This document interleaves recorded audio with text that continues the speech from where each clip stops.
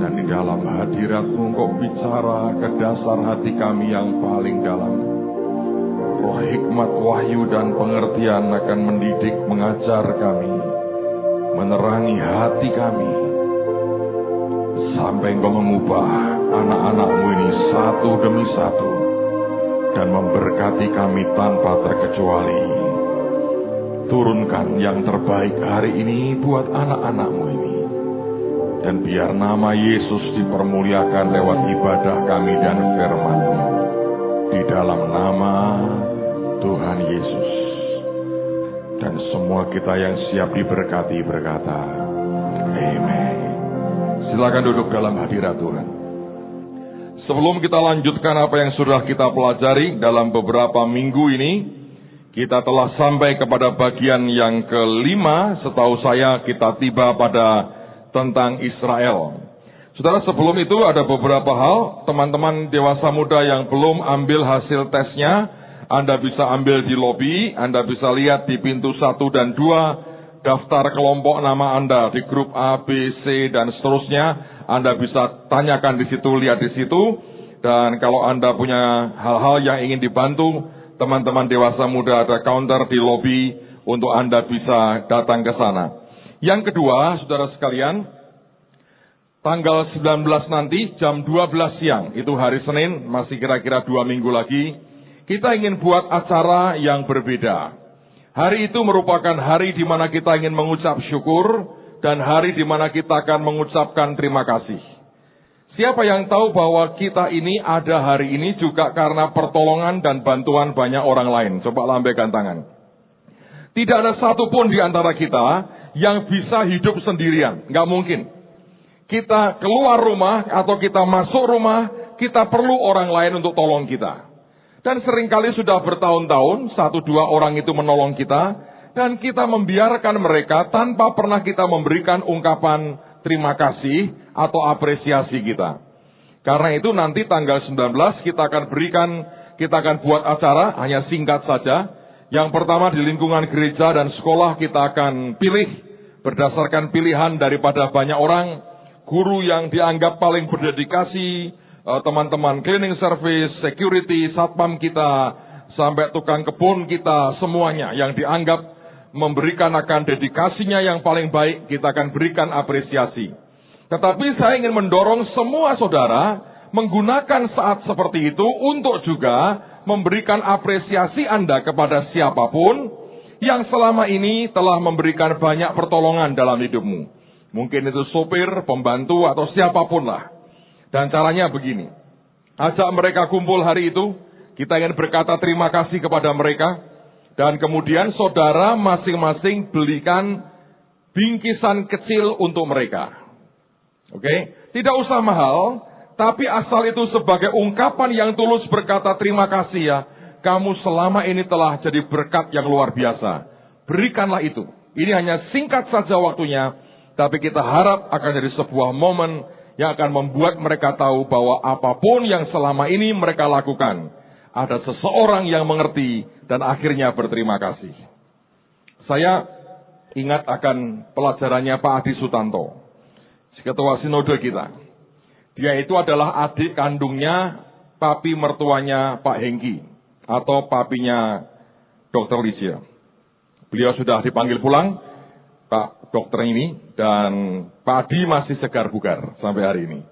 Suatu hari Pak Adi berkata pada saya begini, orang itu ya, kalau dia melakukan sesuatu yang baik, dan ada orang yang menghargai apa yang dikerjakannya, maka orang itu akan kerja dengan lebih baik lagi, mempertahankan akan penghargaan itu. Terus dia memberi contoh begini, kakak saya seorang dokter, ya papinya Bu Licia ini, mertuanya Pak Hengki. Saya dengar beberapa orang cerita dengan saya, wah dokter Adi itu orangnya sangat baik, suka nolong orang, dan seringkali kalau ada orang miskin malah nggak minta bayaran, malah diobati, disuntik, kasih obat, pulang kasih duit katanya. Itu dokter baik sekali. Suatu hari saya datangi dia, saya ngomong sama dia, wah Anda itu ternyata terkenal sebagai dokter sosial di Kudus ini. Banyak orang cerita dengan saya loh. Anda itu begitu baik dan suka nolong orang. Kemudian Pak Adi berkata, sejak itu saya perhatikan, dia lebih banyak nolong orang lain. Oleh karena apa? Tidak ada juara yang akan membiarkan medali emasnya dirampas oleh siapapun. Kalau kita ini ketemu dengan orang yang punya jasa dalam kehidupan kita, berikanlah penghargaan. Just say thank you. Dan berikan sesuatu yang sederhana, tapi keluar dari hatimu. Tidak usah mahal. Tidak usah berlian, saudara. Kalau mau berlian ya terserah. Kalau Anda punya 3 ton ya berikan 1 buat dia nggak apa-apa. Tapi tidak usah yang barang mahal. Tapi apapun yang keluar dari hatimu, Anda bawa, Anda dampingi, nanti ada pada saatnya Anda berikan itu. Anda akan lihat hidupnya akan diberkati dan diubah.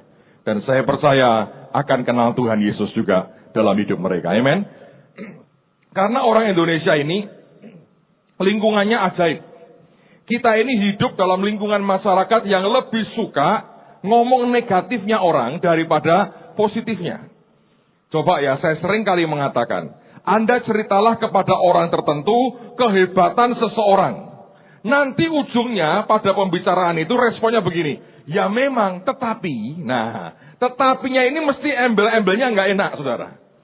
Maka orang mengerjakan banyak hal, tidak ada apresiasinya. Ini bukan bela siapa-siapa ya. Coba Anda perhatikan ini. Pak Presiden kita ini di luar negeri dihormati terus. Kalau pulang dimaki-maki terus. Betul nggak saudara? Ke Inggris dapat medali tertinggi dari pemerintah Inggris. Ya toh? Pulang sini jadi guyonan. Jadi kedagelan. Pokoknya diomongi apapun yang dikerjakan tidak pernah salah. Tidak pernah benar. 5 tahun pertama dikritik habis-habisan. Pemilihan presiden menang lagi. Jadi antara yang ngeritik dengan yang milih beda rupanya. Dan ini juga sama. Di luar negeri dihormati. PBB memberikan penghargaan. Ini menghargai. Sampai Indonesia dihabisi lagi. Makanya kalau Anda pengen jadi presiden, nyawamu dihitung rang keberapa saudara. Karena itu butuh ketahanan mental yang mengerikan sekali. So anyway, kita belajar berbeda. Mari kita berikan akan penghargaan. Apresiasi kepada, oh Pak nggak ada orang berjasa pada saya nggak ada. Nah istrimu itu merongrong Pak. Kami itu workshop istilahnya. Saya work dia shop. Nah anak-anakmu parah Pak itu. Perampok-perampok kecil itu. iPhone, iPad, iP. Kalau sopirmu. Nah itu apalagi nabrak. Terus Pak. Ya sudahlah, hargailah dirimu sendiri gitulah. Datang bawa kado sendiri. Kayak Mr. Bean itu kan datang. Bawa kado sendiri, dimakan sendiri. Berterima kasih buat dirimu sendiri. Masih sabar dengan dirimu sendiri. Menurut saya tidak. Setiap orang pasti punya seseorang yang paling tidak Anda bisa memberikan penghargaan dan berterima kasih. Amin, saudara. Minimal ada orang-orang sabar. Bisa kumpul dengan orang seperti Anda dan tahan hidup sampai dengan hari ini. Perlu diberi penghargaan. So, mari kita belajar jadi umat yang berbeda. Memberikan apresiasi kepada orang yang layak terima apresiasi. Baik. Kita akan lanjutkan. Saudara sekalian, ada hal menarik. Ada 7 orang yang dikatakan menerima transfer kekayaan. Saudara, kalau saya bicara begini, ada orang berkata gini, Pak, kenapa ngomong duit terus? Saya tidak ngomong duit. Saudara. Kalau Anda ikuti apa yang kita pelajari selama beberapa waktu terakhir, saya tidak bicara uang sebetulnya. Saya bicara lebih dari uang sebenarnya. Saya bicara karakter manusia roh kita. Tetapi juga kita ini bukan orang yang munafik ya. Yang seakan-akan itu bukan hal yang kita butuhkan. Saya ngomong terus terang kepada saudara, sebagian besar orang datang ke saya konseling, sebagian besar persoalannya adalah karena masalah keuangan. Jadi kalau ini nggak pernah diselesaikan dalam kehidupan kita, ya terus akan menjadi sebuah masalah. Saya punya keyakinan hidup orang percaya. Anda settle sebetulnya.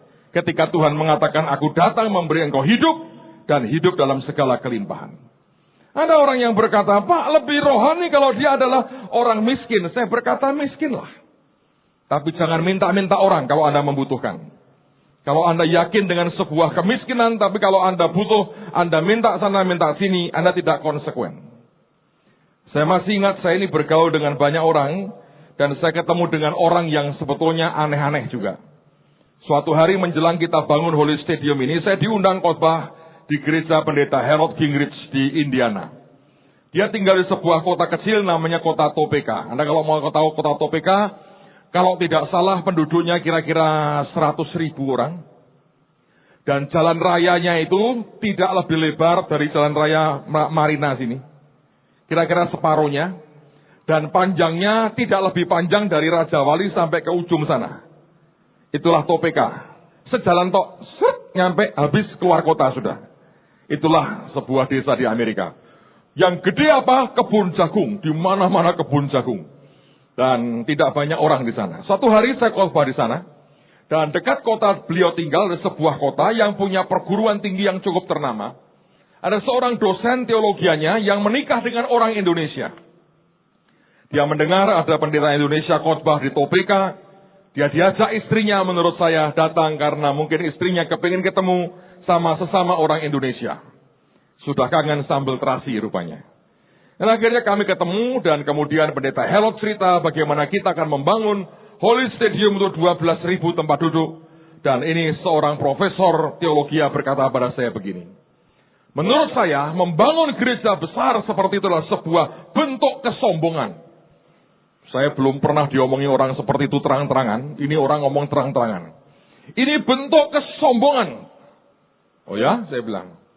Terus harus bagaimana? Menurut saya lebih baik Anda membangun 100 gereja dengan masing-masing 100 kursi daripada Anda membangun satu gereja dengan 12.000 tempat duduk. Lalu saya berkata begini. Boleh saya ngomong terang-terangan? Kata kamu ngomong terang-terangan. Saya berkata, kamu termasuk orang yang aneh. Kamu termasuk orang yang memboroskan akan keuangan kerajaan Tuhan. Saya dengan 12.000 tempat duduk, saya hanya perlu beli 1 drum. Kamu perlu beli 100 drum, saya berkata. Itu pemborosan. Saya hanya perlu beli 1 keyboard atau maksimal 2. Kamu harus beli minimal 100 sampai 200 keyboard.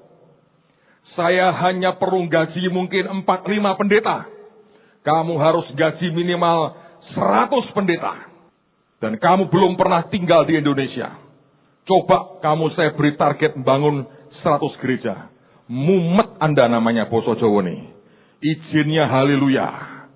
Nanti minta tanda tangan si A, tanda tangan si B, gak kebenaran digeruduk sana, geruduk sini.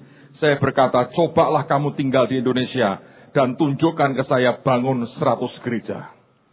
Saya ngomongnya begitu, dia ngomong gini, oh kalau begitu memang masing-masing. Nah, sekarang kamu mulai pinter, saya berkata. Tidak melihat dengan cara yang picik. Seringkali hidup kita ini, kelihatannya kita orang-orang yang oke dan pinter. Tapi seringkali kepandaian kita membuat kita begitu picik. Karena kita tidak melihat sebagaimana cara Tuhan melihat. Hari ini saya mau ajak Anda melihat tentang orang Israel. Dari 7 nama saya harap Anda masih ingat. Ada yang ajaib. Ada satu kota baru-baru ini ada sebuah seminar. Kebaktian lah. Ada seorang hamba Tuhan berkhotbah. Dia khotbah ini. Saudara, ada 7 orang yang menerima transfer kekayaan. Ini khotbah loh. Bener gak guyonan saudara? Yang pertama Abraham. Yang kedua Ishak, Yakub, Yusuf, Israel, Salomo. Yang ketujuh itu Pak Petrus Agung. Wah, saya aminkan langsung. 2 saksi sah. Itu, jadi Abraham, Ishak, Yakub, Yusuf, Israel, Salomo, dan Petrus Agung. Anda tidak tahu? Enggak, makanya diem. Karena saya nggak tahu. Anda nomor 3 juta berapa, saya nggak tahu. Tapi nomor 7 dia bilang, itu Petrus Agung. Saya bilang 2 saksi sah. Yang pertama saya sendiri ngomong, dia ngomong amin jadi saudara. Hari ini kita sampai kepada yang namanya Israel. Ketika saya merenungkan akan Israel, saya berdoa Tuhan, bagian mana yang engkau ingin sampaikan kepada anak-anakmu. Dan tiba-tiba keluar satu judul yang berkata, jarahan yang jadi beban. Mengapa begitu?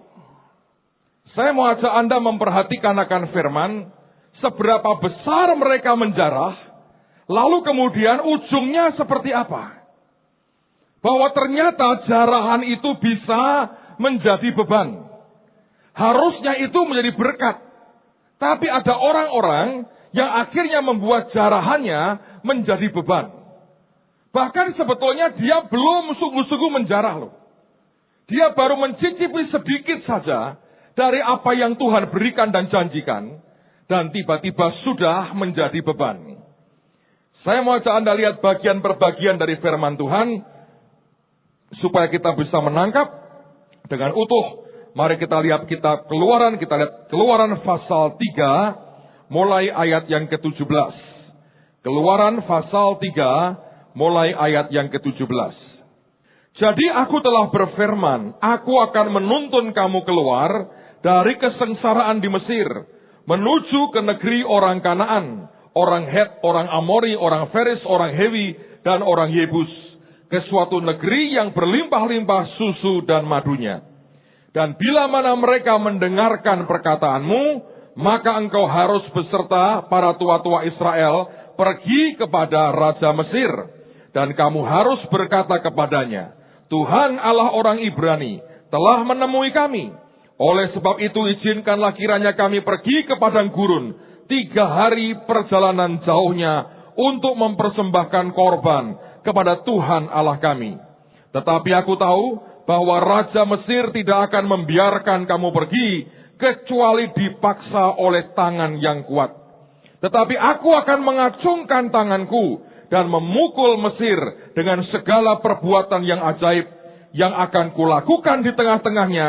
Sesudah itu ia akan membiarkan kamu pergi. 21. Dan aku akan membuat orang Mesir bermurah hati terhadap bangsa ini, sehingga apabila kamu pergi, kamu tidak pergi dengan tangan hampa. Tetapi tiap-tiap perempuan harus meminta dari tetangganya dan dari perempuan yang tinggal di rumahnya barang-barang perak dan emas dan kain-kain yang akan kamu kenakan kepada anak-anakmu lelaki dan perempuan. Demikianlah kamu akan merampasi orang Mesir itu. Itu merupakan perintah Tuhan. Nah, perintah begini cepat banget pelaksanaannya, percayalah. Kalau perintah yang lain susah. Perintah yang berkata, jarahlah. Wih, orang Kristen dari sejak dulu, gesitnya luar biasa. Buktinya di mana? Lihat pada pasal yang ke-12. Pasal 12, ayat yang ke-35 dan ayat yang ke-36. Keluaran 12, 35-36. Orang Israel melakukan juga seperti kata Musa. Mereka meminta dari orang Mesir barang-barang emas dan perak serta kain-kain. Dan Tuhan membuat orang Mesir bermurah hati terhadap bangsa itu, sehingga memenuhi permintaan mereka. Demikianlah mereka merampasi orang Mesir itu. Saudara, Anda perhatikan, ini sebuah jarahan, rampasan, harta benda yang begitu banyak. Dan semua dibawa keluar dari Mesir, mereka berkata, kami akan menuju ke tanah perjanjian, yaitu tanah Kanaan. Nah, tetapi dalam kenyataannya, apa yang terjadi? Sepanjang jalan itu, akhirnya mereka harus melewati padang gurun, dan mereka mengalami begitu banyak hal yang mengerikan, dan akhirnya apa yang terjadi? Dapat dikatakan semua yang menjarah pada waktu itu, mereka hampir semuanya mati di padang gurun. Dari mana kita mengerti? Coba kita lihat. Bilangan pasal yang ke-14. Bilangan pasal yang ke-14. Kalau Anda ketemu bilangan 14, sekarang lihat pada ayat yang ke-22. Judulnya pasal 14, pemberontakan umat Israel.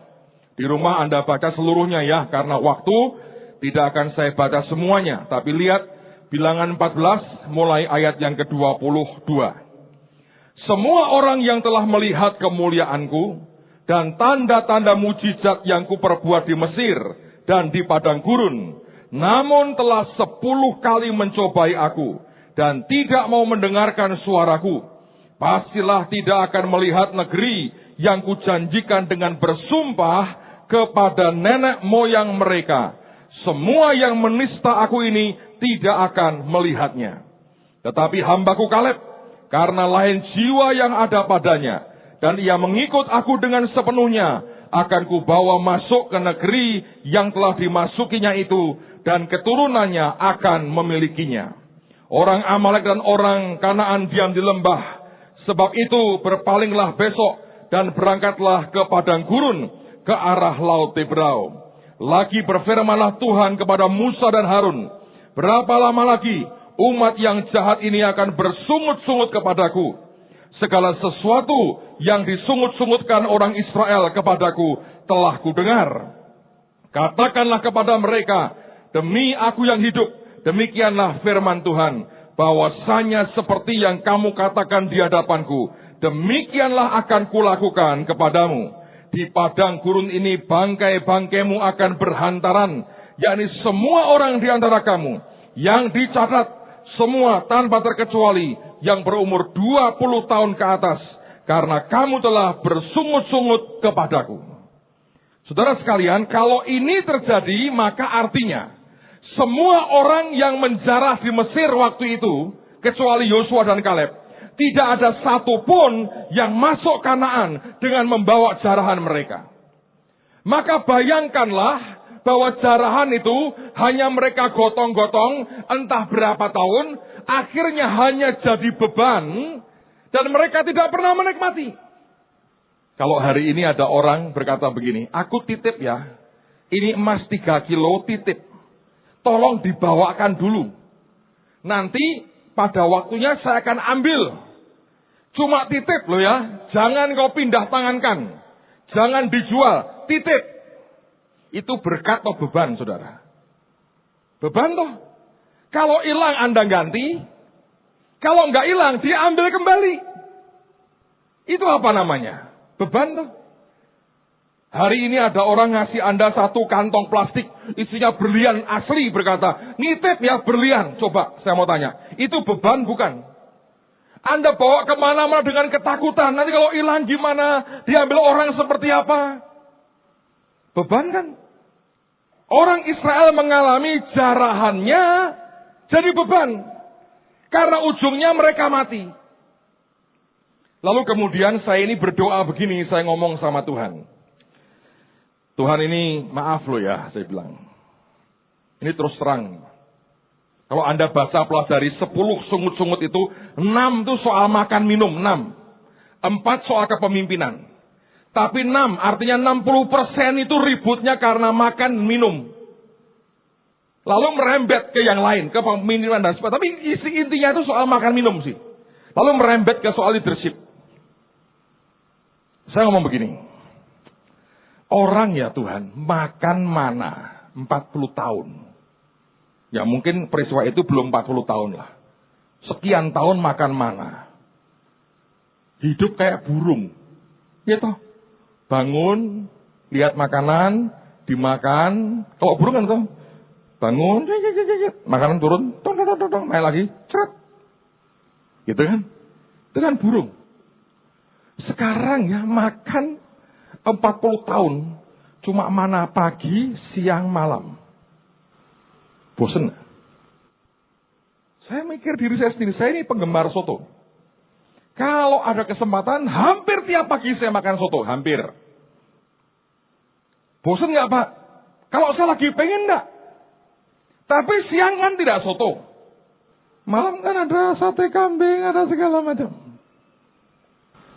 Ayo. Itu yang membuat beda kan? Tapi kalau Anda makan misalnya ya, instant mie, bakso kuah aja lah. Tiap hari bakso kuah. Pagi, siang, sore. Apa Anda ini mukanya melempung-melempung kayak bakso semua? Ada teman kita ini, cerita marah-marah. Tadi kita ngobrol di gereja. Istrinya baik sekali. Pinter masak. Satu jenis masakan. Sop. Tiap hari sop ngamuk. Kayak orang penjara menerima makanan sop. Padahal itu sop paling enak di dunia. Karena kalau masak yang lain tambah kacau. Tapi dimasakin sop tiap hari, marah. Saya pernah dengar suami istri baru menikah. Istrinya hanya bisa membuat 1, telur mata sapi. Minggu pertama setelah tiap hari telur mata sapi. Suaminya matanya kayak telur mata sapi. Gitu. Sudah melototnya ini. Karena apa? Bisulan semua. Terus makan telur mata sapi, bisulan semua. Saudara, saya bayangkan, saya ngomong sama Tuhan, maaf nih Tuhan, aku ini bukan bilani orang Israel, nanti kamu ngamuk. Saya bilang, maaf nih, kita sharing. Apa ora bosan, saya bilang. Orang mau kasih mana terus gitu. Nah, kalau misalnya mana isi keju, peletek lumayan. Mana isi barbeque lumayan, gitu. Nah, mana tok? Mana tahan? Makanya mana tahan? Bosan lah. Banyak orang hari ini, Pak, kita butuh mana setiap hari. Wah, saya sih enggak. Saya butuh kelimpahan Kanaan. Terserah kalau Anda makan mana tiap hari. Disimpan nggak bisa, kayak burung nggak bisa nyimpen. Disumpit langsung busuk kok, berulat. Saya bilang yang tahan siapa? Mana tahan ini Tuhan? Saya membayangkan tiap hari pagi, siang, malam. Makanya apa mana? Itu sebagian orang ya dari lahir sampai punya anak. Cuma karena satu makanan apa? Mana? Ya mana tahan saya bilang. Lalu kemudian Tuhan itu baik. Tidak langsung. Maka murkalah Tuhan kepada saya. Habis saya saudara. Dia berkata begini. Itu kan bukan pilihanku. Pilihanku itu beda nak. Pilihanku adalah sebetulnya. Mereka hidup normal. Mereka kusediakan air minum. Kusediakan hasil ladang, buah-buahan. Loh itu saudara ini mohon maaf nih. Untung mana itu menurut aku mengandung gizi utuh. Buah nggak dapat makan. Nggak dapat. Kurma paling-paling sekali. Buah nggak dapat. Sayur nggak ada. Di gurun Anda itu mau nanam sayur apa? Nggak ada toh. Mau ngapain? Dan dia berkata, tapi itu bukan pilihanku. Pilihanku adalah mereka bisa makan steak, ribs, barbecue. Mereka bisa makan salad. Mereka bisa makan salad buah. Mereka bisa minum susu segar. Dan mereka hidup asik. Kuat. Gerak lagi. Tanah subur lagi. Nyebrangi Yordan. Masuk Kanaan. Dan hidup berbahagia selama-lamanya. Itu mauku. Tapi mereka tidak mau. Saya bilang dari mana? Mereka tidak mau. Ya pasti mereka mau dong Tuhan. Mereka tidak mau. Coba buka saudara. Keluaran pasal 13. Dengan ini saya harap Anda dan saya faham akan hati Tuhan. Keluaran 13 pada ayat yang ke-17. Setelah Firaun membiarkan bangsa itu pergi, Allah tidak menuntun mereka melalui jalan ke negeri orang Filistin. Walaupun jalan ini yang paling dekat. Sebab firman Allah, jangan-jangan bangsa itu menyesal. Terjemahan lain, nanti bangsa itu menyesal. Apabila mereka menghadapi peperangan. Sehingga mereka kembali ke Mesir. Coba saudara. Ini merupakan desain Tuhan yang pertama. Sebetulnya dia berkata, dari Mesir ke tanah Kanaan lewat daerah orang Filistin. Nah, daerah itu saya beritahu saudara sekalian, daerah subur. Itulah tempat di mana Ishak menabur yang Alkitab pelajari itu. Dikatakan Ishak menabur dan karena diberkati Tuhan, dalam tahun yang sama dia menuai 100 kali lipat. Disitulah terdapat banyak sumurnya Abraham dan sumurnya Ishak. Di situ. Nah harus bagaimana Pak? Sederhana. Tuhan berkata, ikuti panggilanku dalam hidupmu. Jangan keluar dari destinimu. Ikuti saja. Kemana aku membawa engkau, aku merencanakan engkau untuk apa, ikuti. Nah Filistin ngapain? Peranglah sebentar. Gak mungkin kalah. Kalau negara sekuat Mesir, Tuhan bisa tundukkan. Filistinnya kecil tuh. Cuma batok, mate semua saudara. Gampang. Loh kok begitu Pak? Coba kita lihat. Ini destininya. Pasal 12 sekarang. Keluaran pasal 12 ayat yang ke-41. Keluaran pasal 12 ayat 41. Sesudah lewat 430 tahun, tepat pada hari itu juga, perhatikan, keluarlah segala pasukan Tuhan dari tanah Mesir. Begitu mereka keluar, Tuhan mengatakan, engkau ini pasukan. Pasukan itu apa sih? Itu kelompok orang bersenjata yang pinter dan tugasnya berperang. Itu aja. Dan Tuhan mengatakan, inilah pasukan Tuhan. Tapi Tuhan berkata, pasukan Tuhan ini bukan pengembara di padang gurun. Bukan. Ini pasukan. Dan Tuhan berkata, aku mau beri kamu nih ya, semua yang oke, yang enak. Tapi di gurun, kalau engkau bertani di gurun, nggak bisa, nanti abad kesekian baru muncul karena teknologi. Zaman itu nggak bisa. Aku sediakan kamu ngelewati tanah yang subur. Nah, tanah itu ada orang Filistin, tempat mbah buyutnya Goliat. Ya toh?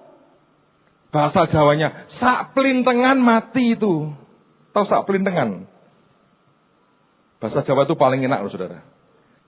Kunduran truk, Indonesianya apa? Tertabrak truk yang sedang mundur. Panjang toh?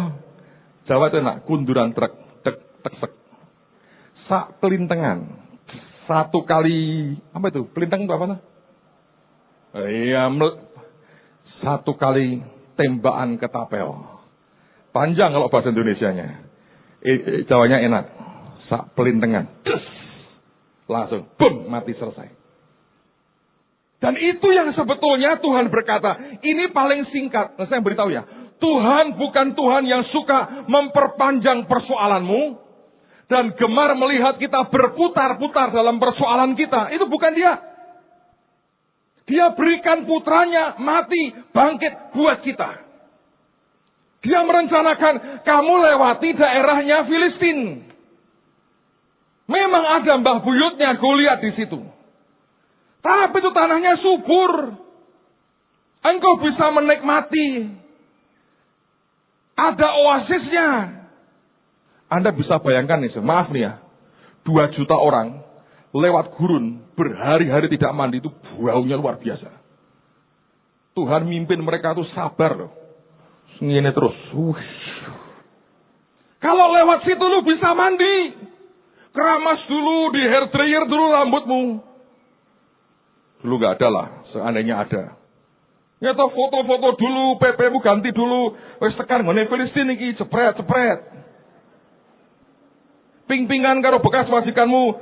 Ndoro, kalau sudah di Filistin ya, ping. Kan enak. Ada sinyalnya. Tuhan tuh merencanakan begitu, saudara. Gampang, perang tok sak pelintengan. Satu tembakan selesai. Tapi, ya itu. Dalam kemahatauannya Tuhan berkata, ini kalau perang, murtad semua ini. Daripada murtad aku jengkel tak habisin, sudahlah aku perlu satu bangsa. Itu loh kerendahan hati Tuhan. Ya wes tak turuti. Ya muter. Nah, begitu muter, ini persoalan. Pasukan itu didesain untuk perang. Desainnya. Maka dia akan sangat ajaib. Kalau di tengah-tengah sebuah habitat yang benar. Orang yang keluar dari calling dan habitatnya dia bermasalah. Anda lihat Lot dan Abraham lah. Baca di Alkitab Abraham diberkati. Kalimat berikutnya Lot juga diberkati. Sebab Lot itu ngikut dengan Abraham. Kena blessingnya Abraham. Dia merasa sudah kuat. Dia tempur. Dan ketika disuruh pergi, dia nekat dia pergi. Bodoh, saudara.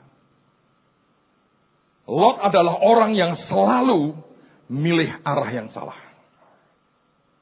Ketika dia suruh pergi, dia pergi. Dia pilihnya Sodom. Ditawan oleh beberapa raja, dilepaskan. Balik ke Sodom lagi. Disuruh pergi lagi dari Sodom.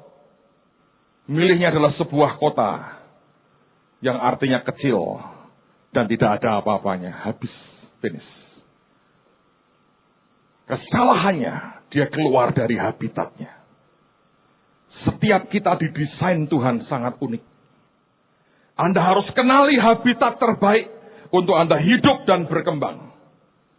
bukan habitat kesombongan dan keangkuhanmu, tapi habitat yang Tuhan tetapkan dalam kehidupan Anda. Saya beri contoh misalnya, tiba-tiba kalau seseorang memberi Anda mobil Ferrari 2 pintu warna merah. Siapa yang kalau seandainya diberi itu, Anda berkata, amin, saya mau, coba angkat tangan. Bagus, saudara. Itu minimal dengan iman. Siapa tahu Tuhan lihat, terus tergerak hatinya oleh belas kasihan. Terus kayak kabeh lah. Masing-masing 3 atau 5. Pajaknya bayar. Amin hilang, saudara. Katakanlah Anda punya Ferrari. Itu mobil mewah, mobil mahal. Saya pernah lihat, saya belum pernah mencoba. Pengen nggak Pak? Nggak terlalu. Umur saya masih terlalu muda untuk pakai Ferrari yang seperti itu. Saudara sekalian, apa yang terjadi? Kemudian Anda dikatakan begini, ayo, bawa Ferrarimu. Ikut rally Paris-Dakar, melewati padang gurun dan off-road. Kalau Anda orang pinter, Anda akan nangis. Anda akan berkata goodbye kepada Ferrarimu. Sebab dalam 2 hari aja menurut saya hancur itu, saudara. Karena itu tidak didesain untuk medan keras seperti itu. Dia sangat luar biasa untuk medan yang lapang, yang aspalnya halus, Anda bisa mengendarai dengan enak. Tapi kalau Anda dibawa ke tempat itu, dengan bukit terjal, dengan batu, dengan gurun, dengan pasir, masuk semua ke mesinnya, habis. Setiap barang didesain untuk sebuah kondisi tertentu dan tugas tertentu. Hidup Anda dan saya juga Tuhan mendesain sangat spesial.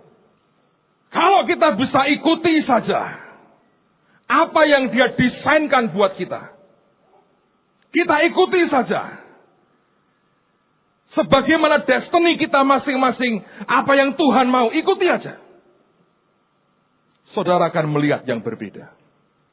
Tetapi kalau Anda mulai mencoba keluar dari destinimu, entah karena alasan apapun, terutama kalau itu tidak suka, dagingmu tidak cocok, atau engkau hidup dalam kesombongan karena engkau merasa engkau bisa sendiri, dan tiba-tiba engkau berkata, oke, I'm done dengan ini.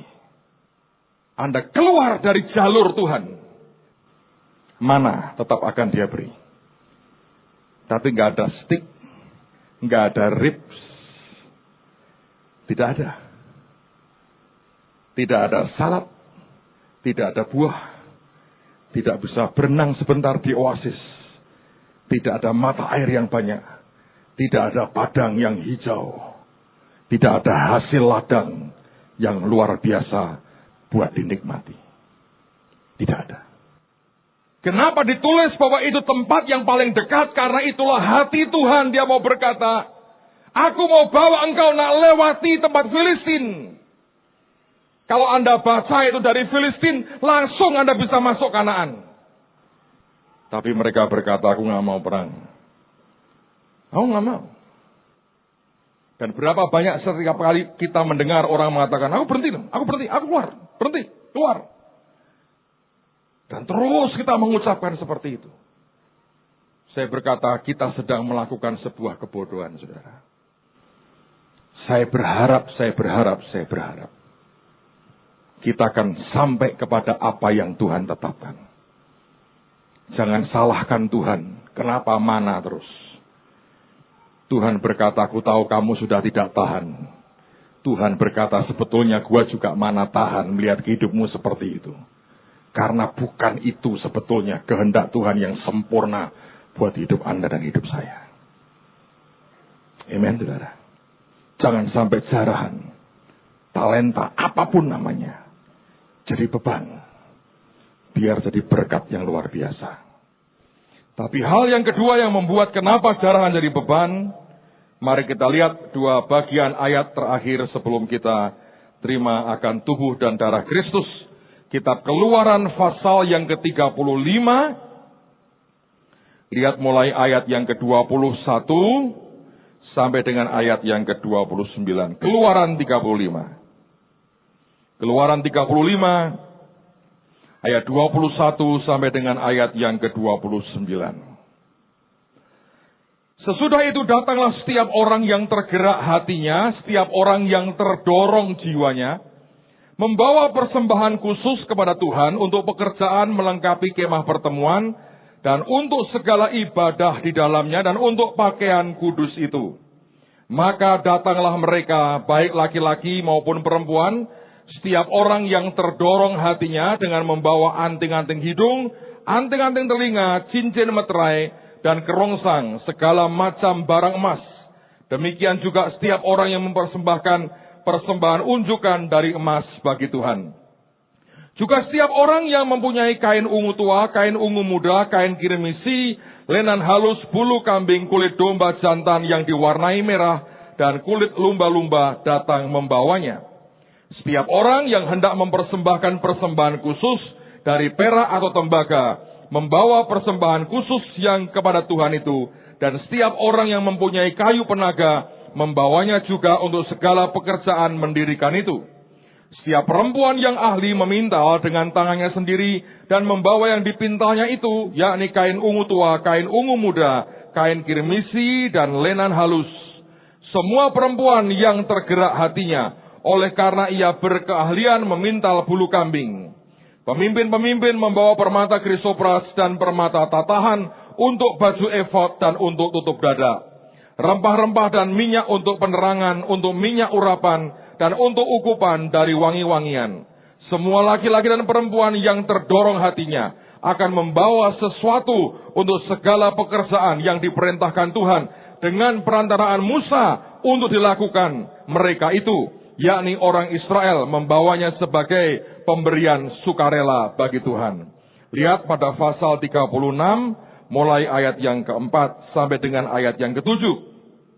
Dan segala orang ahli yang melakukan seluruh pekerjaan untuk tempat kudus itu datanglah masing-masing dari pekerjaan yang dilakukannya dan berkata kepada Musa, rakyat membawa lebih banyak dari yang diperlukan untuk mengerjakan pekerjaan yang diperintahkan Tuhan untuk dilakukan. Lalu Musa memerintahkan supaya dimaklumkan di mana-mana di perkemahan itu demikian. Tidak usah lagi ada orang laki-laki atau perempuan yang membuat sesuatu menjadi persembahan khusus bagi tempat kudus. Demikianlah rakyat itu dicegah membawa persembahan lagi. Sebab bahan yang diperlukan mereka telah cukup untuk melakukan segala pekerjaan itu, bahkan berlebih. Hal yang terakhir yang membuat jarahan akhirnya jadi beban adalah ketika mereka terlambat bereaksi dengan cepat terhadap apa yang Tuhan minta. Saudara sekalian, menurut saya baru beberapa hari ini terima begitu banyak info dari sumber yang satu tentang cerita seorang dokter muda di Singapura yang baru saja meninggal dunia. Dokter ini usianya baru 40 tahun katanya. Kalau dari fotonya ganteng, pinter, kaya raya. Dia orang yang ahli di bidangnya. Teman-temannya yang Kristen mengajak dia ke gereja, mengajak dia ikut Tuhan, dan dia dengan sinis berkata, ya gereja suruh mulai jam 2 ya. Baru saya datang, kalau minggu kan ganggu waktu tidur saya dan sebagainya. Dan dia mau berkata, aku gak butuh Tuhan. Aku punya semuanya. Dia masih muda, wajahnya ganteng, kaya raya, dia terkenal. Dia bilang, aku gak butuh Tuhan. Dan terakhir malah dia berkata, kalau Tuhan bisa, silahkan maksa aku ke gereja. Kalau Tuhan bisa. Suatu hari tiba-tiba dia mendapati punggungnya kok gak enak, sakit. Dan dia pikir itu hal yang biasa. Makin lama kok makin gak karuan rasanya. Dia cek ke dokter temannya, dan didapati ada kanker stadium 4. Runtuh dunianya. Bersyukurlah bahwa kemudian dia akhirnya bertobat. Dan setelah dia terima Tuhan Yesus, dia ke gereja, dia bersaksi. Tidak lama kemudian dia meninggal dunia. Keahliannya hilang. Seandainya dia kenal Yesus sejak muda, setiap bulan sekali ikut pengobatan gratis dengan kita masuk keluar kampung, hidupnya akan membawa perubahan dan perbedaan. Tuhan memberikan banyak kepadanya.